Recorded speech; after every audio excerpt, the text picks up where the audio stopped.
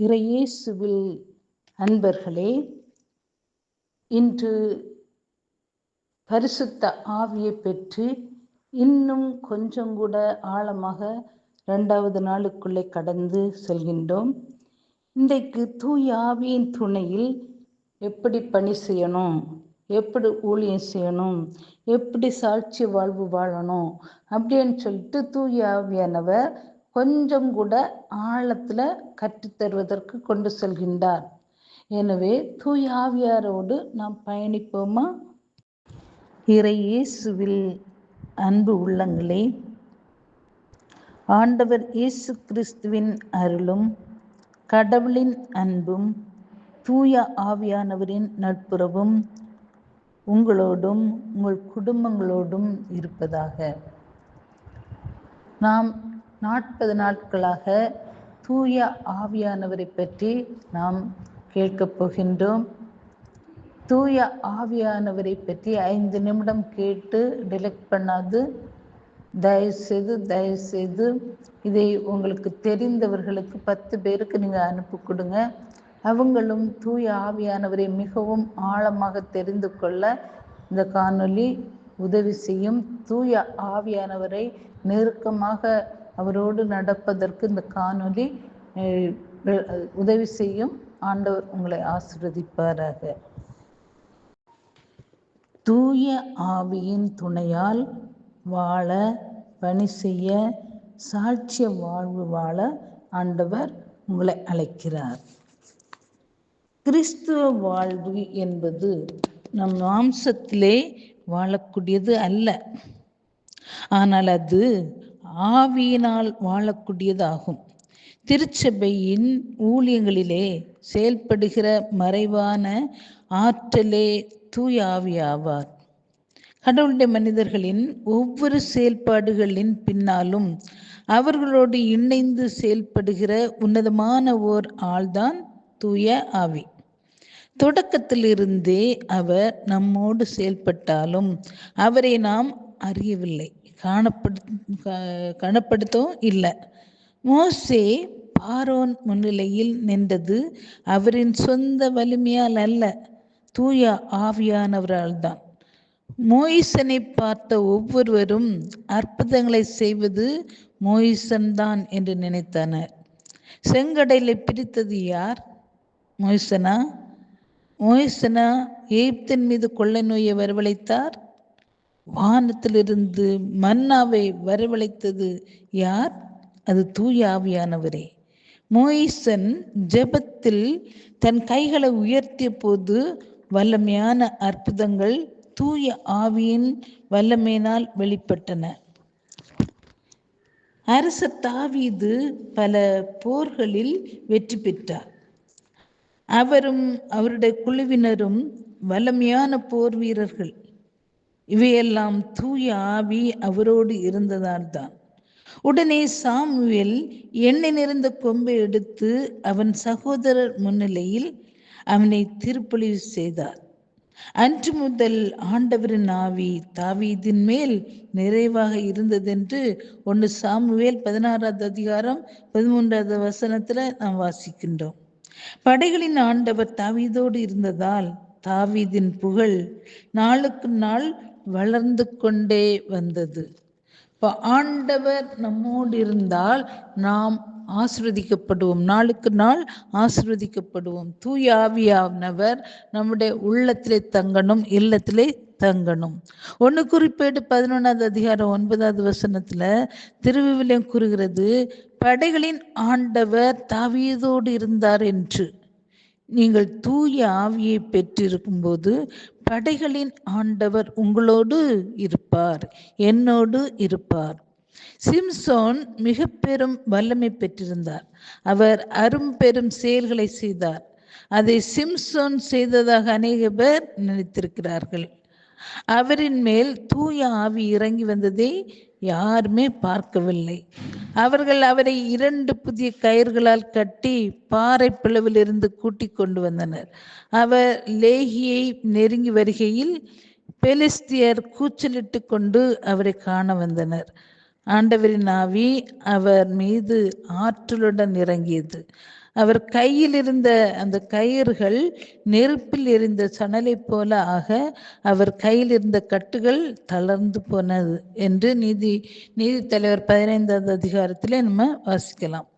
சிம்சோனின் கரத்தில் இருந்த கயிறுகள் எரிந்து விழுவதை பார்த்த அநேகர், எவ்வளவு வல்லமையான மனிதர் இந்த சிம்சோன் என்று எண்ணியிருப்பார்கள். ஆனால் தூய ஆவி அவர் மீது இறங்கியதை பார்த்திருக்க மாட்டார்கள். தூய ஆவி அவர் மீது இறங்கியவுடன் கயிறுகள் என்ன பண்ணுச்சு? தானாலே தளர்ந்து விழுந்தன. தூய பேதுரு பிரசங்கித்த போது 3000 பேர் தங்கள் இதயத்தை கிழித்து கொண்டு மனம் திரும்பினர். இவையெல்லாம் பேதுரு தூய ஆவியினால் நிறைந்ததினால் ஆகும். பேதுருவின் நிழற்பட்ட நோயாளிகள் எல்லாம் குணமடைந்தனர். மனிதரின் நிழல் ஒருவரையும் குணப்படுத்த முடியவே முடியாது. ஆனால் இவை தூய ஆவி அவரில் இருந்து வெளிப்பட்டதுனால இந்த இத்தகைய நன்மைகள் நடந்தன. தூய பவுல் மந்திரவாதியை கடிந்து கொண்ட போது அவர் தற்காலிகமாக மந்திரவாதி குருடானார். பலர் இது பவுலின் வார்த்தையின் வல்லமை என்று நினைத்திருக்கக்கூடும். அது அவர்களின் தவறல்ல.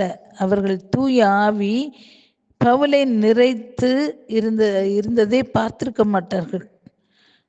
கடந்த 2000 ஆண்டுகளாக திருச்சபை தன் பணியை செய்து வருகிறது. கடவுள் பல மனிதர்களை எழுப்பியிருக்கிறார். அவர்கள் பல வல்லமையான செயல்களை ஆற்றியுள்ளனர். மனிதர்கள் பல சமயங்களில் புகழப்படுகின்றனர். ஆனால் உண்மையில் அவர்களில் இருந்து அவர்களோடு செயலாற்றுகிற தூய ஆவியிலே இவையெல்லாம் நடக்கிறது.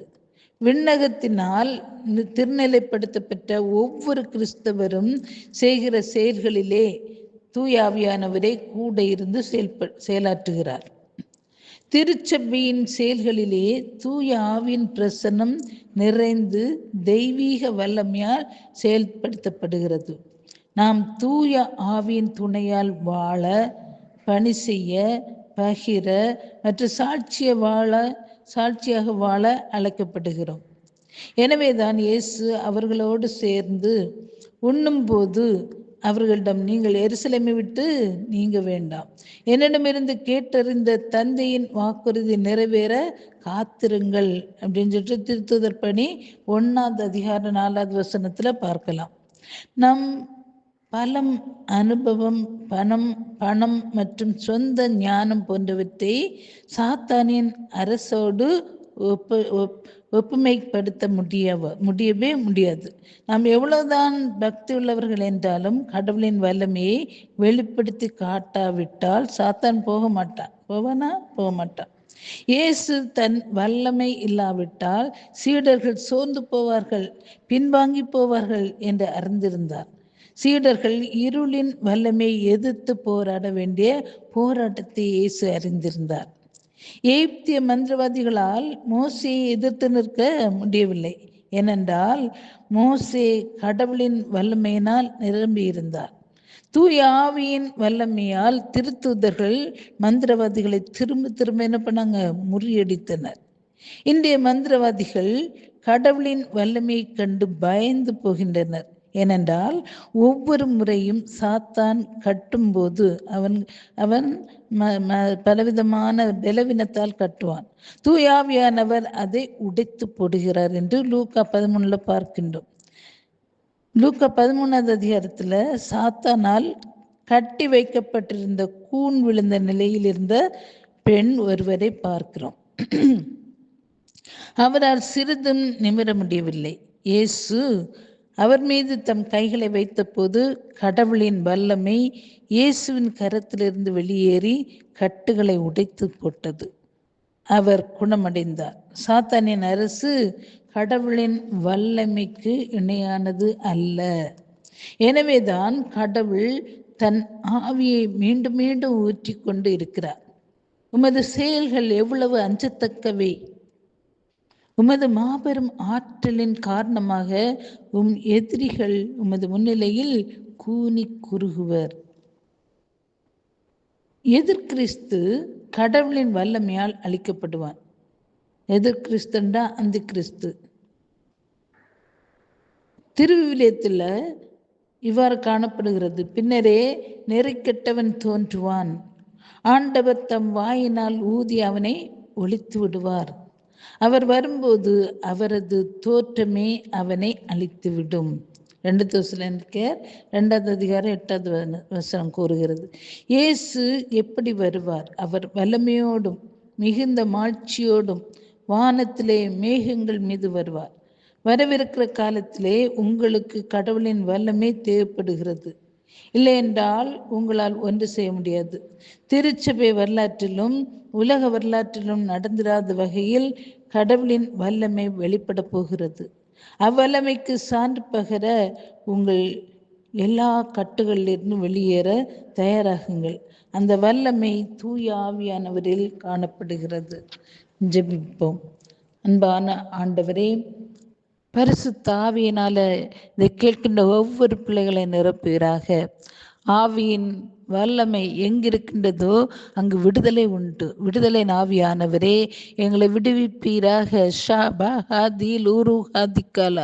வல்லமையோடு கடந்து வாங்க ஐயா, வல்லமையோடு கடந்து வாங்க ஆண்டவரே.